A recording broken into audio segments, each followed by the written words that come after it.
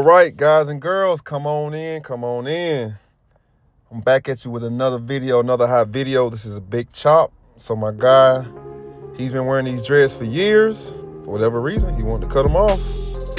And you have to watch him, check him out. You know, he's peeking like a little kid to see what we're gonna do. But I think everything came out right. And you know, he actually got a full service wash.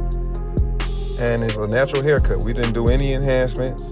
I did use the barber pencil at the end, which is always a nifty little technique at the end. But everything came out very well, and I'm happy with this. And of course, as always, as you already know, it's Smooth the Barber. So just sit back and watch as everything unfolds. He's getting a low taper fade, nice fade. He does have some hair in his nape area that grows in different directions, so I think that's going to be a good teaching point today. Just watching how I cut that, because it can be a task to cut fades in areas where you have basically a lot of cabbage patches, or cowlicks as people say. But yeah, it's gonna be a good one. Stay tuned. Now I also want to remind anybody who's cutting off dreads, if you can, cut them as close to the base as you can. That's going to allow you to leave a small fro. Sometimes these guys, they cut their hair down and later on they decide, hey, listen, I want to put my dreads back on. The dreads can be reattached if you cut them right. And, you know, sometimes the guys want a mini fro. Sometimes they want an even Steven cut, whatever the case may be. Later on, as long as they grow a mini fro back, they can always reattach those dreads. You know, technology is something, and techniques are even more important, and they're just like that these days. You can really attach these dreads back, which is a good thing. As you see, I'm using this number 2 guard, fully closed, and I'm just gonna work my way down the guard system till I get it close enough for him, for his satisfaction, but also keep it dark enough for him. He's a waver. He was a waver before he started growing dreads, and he thought he wanted a number 2 on top, but what I did is a 1 open on the top. I always do my top a little bit longer than my sides. That's one of my techniques. That's one of my things. And it might be like that for a lot of other barbers. So I always cut the top longer and the sides closer. On the sides, I close my clippers. And as you see now in that nape area, you can see, oh, okay, yeah, he does have some spots where he got hair growing in different places. And the hair wash is also gonna knock out some of those former part areas. He's been growing his hair long enough that the part areas really have grown out, but the hair has been trained to be parted. But once we go in and wash the hair, all that's going to go away. As you see, everything is coming together. You know, I'm getting the hair to a comfortable length, and I'll be stopping soon here and start fading. And it's just a nice simple fade. For my fades, when I start off with my fades, I don't use the trimmers. I'll start with my clipper 0 gap, and they will act as the trimmers. And I just work my way up the guard system. I'll go to the 1 guard, and then I'll come back with the half guards. And then the areas that I want to keep dark, I'll come back with the 1.5 guard. And I'll just do trigger play with my half guard and my 1.5 guard.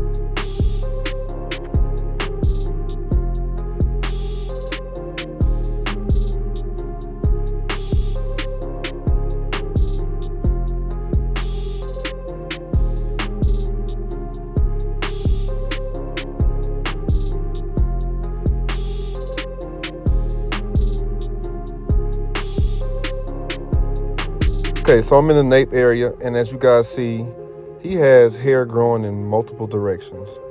The more I cut it, the more to be evident. So you have to be careful, and you have to really think about, okay, which direction is the hair growing for what I'm trying to achieve. I'm trying to achieve a fade, a transitional look from skin or bald to dark. And so back here, I'm careful, and I'll use my clippers. I'll use clipper over comb. But the most important thing is just to cut the hair in the direction. Use the same guards that you would use if everything was going in the same direction in whatever level of the fade. That means from skin area to the transitional area to dark. But you just have to cut that hair in the direction or directly against the direction that it's growing. which is what you see me doing here. That's why I'm turning those clippers upside down, because unlike the top of the head or the top of the back area, that hair in that area is growing up. You got some of his hair that's growing up his neck, some of his hair is growing down his neck, down his head, some of it's growing inside from the side, some of it's growing outside to the side. So you see me turning my clippers. But as you see, as I said, I'm still using those same guards that I would use for those areas, for that level of that fade. And I'll continue to work on it. Like I said, I'll come back, especially in the areas that I want to keep darker. I'll use a clipper over comb, and I'll use some bigger guards. But you flipping your clippers. Come back with that clip over comb. You can be gentle and kind of pinpoint things with that clip over comb, all while you manipulating your trigger. You see it. The hair is growing left, right, up, down, diagonal.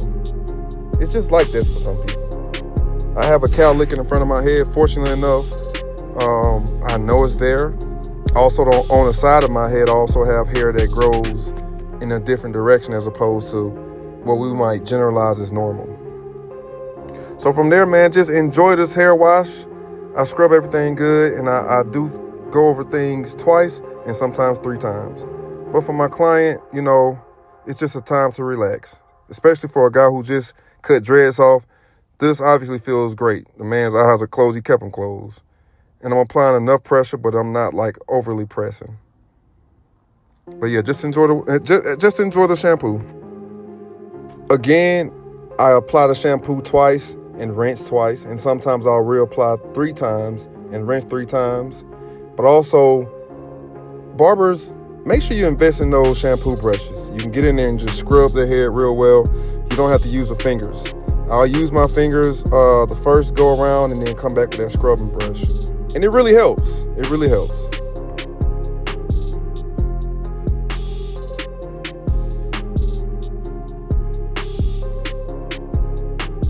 So for my big chop package, I offer a full cut down, the shampoo service, and I come back with moisturizer and brush the hair thoroughly.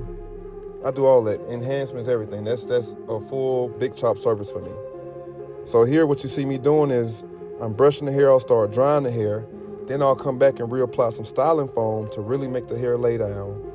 Come back over it, glide over the head with my clippers, knocking those loosies out. And this is just helping me achieve that finished look that I really want. I want that hair to lay down. I really want to start training that hair before he gets out of my chair. And in order to do that, I use that styling foam. If you don't have a good styling foam, invest into a good styling foam. I'm not going to say any brand names because I'm not getting paid, but I will say get a good styling foam. It helps lay that hair down.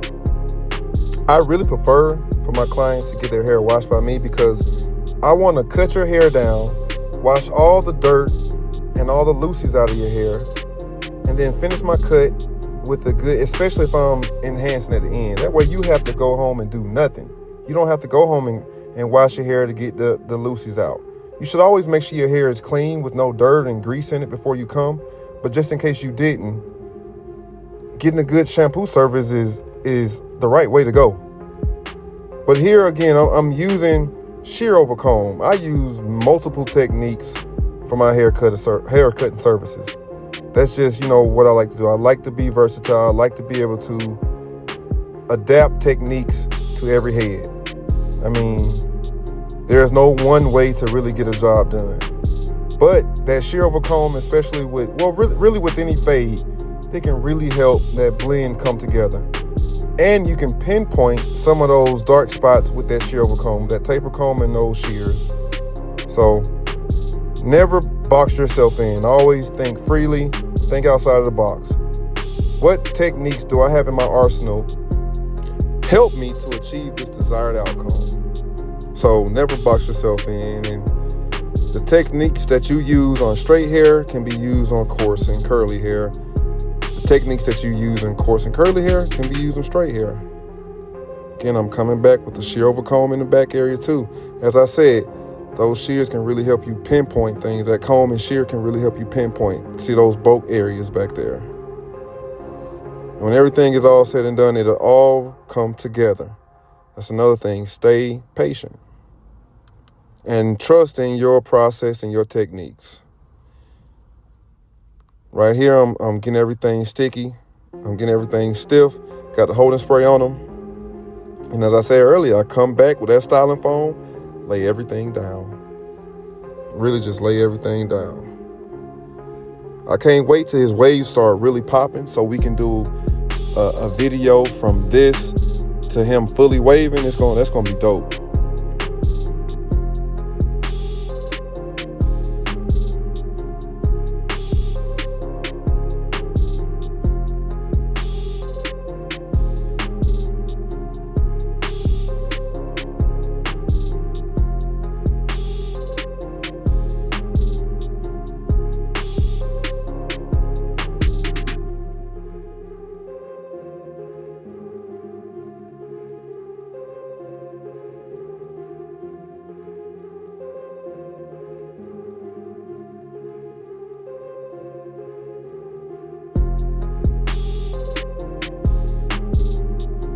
By the way, there are a few ways to achieve that natural ash line, but one of the main ways to do it is to make sure that the scalp and the hair are completely dry and have sat for a few minutes.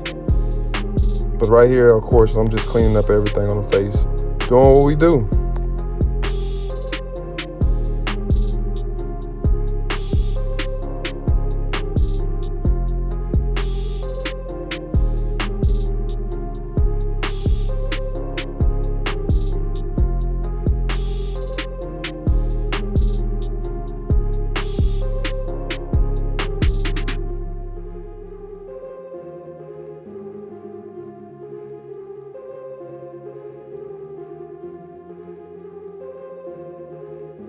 Keep in mind this haircut is going to be a natural finish, meaning no enhancements. And I'm just finding the line, finding the area of his hairline that is solid all the way across, and get it as straight looking as possible, because it's never ever straight. It's just always straight looking. But you see, I got some ash line going on already, and these clippers have not been zero gapped. I haven't zero gapped any of the new clippers I bought this year. I just been kind of working them out, getting some hours in them without modifying them. So yeah, I'm getting it done, man. Also, when you spray your holding spray on, make sure you stretch your hair as far as possible. When I say stretch, I mean take your comb and your brush down and brush into the actual growth direction to stretch that hair, so when it stiffens up as straight as possible. That way you go back in with your trimmers and they just fall off the trimmers like butter. Just come off. That's what you want to do.